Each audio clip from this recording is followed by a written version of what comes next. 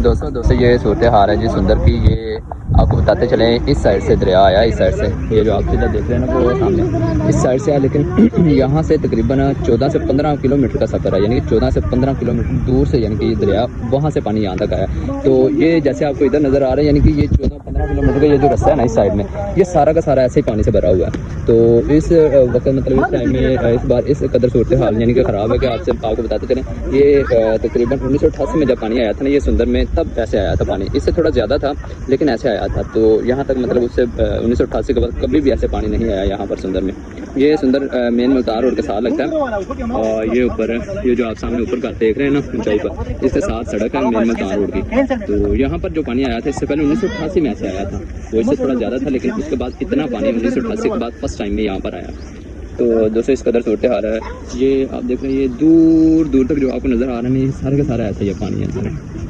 और वो सामने मतलब यहाँ पर तो कुछ इस तरह की जगह भी हैं जहाँ पर मतलब ये आगे मज़ीद गहराई है, यानी कि ये जैसे वो बोलते हैं वो पंदियाँ वगैरह लगी होती हैं, रेत निकालते हैं ज़मीन के अंदर से। तो यहाँ पर तकरीबन आगे 10-10, 15-15 फीट और कुछ जगह पर 20-20 फीट भी गहराई है। तो ये सारी फिल हो चुकी है और सारा का सारा आपको पानी नज़र आ रहा है यहाँ पर।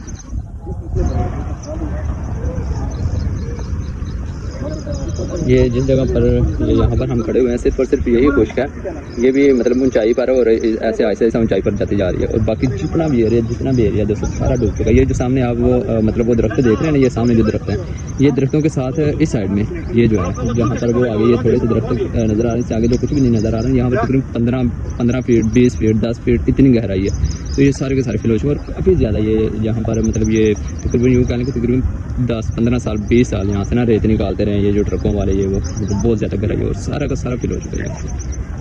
तो दोस्तों काफ़ी ज़्यादा ख़राब सूरत हाल है। अगर कोई भी बंदा कोई भी इस तरह से यानी कि दरिया के एरिया में या नज़दीक कहीं पर भी रहता है तो उसको मतलब टाइम पे सेव करना चाहिए। ये नहीं कहना चाहिए यार थोड़ा पानी होता तो कोई बात नहीं, बाद में निकल जाएंगे, तो बाद में बहुत सी मुश्किलात हो सकती हैं।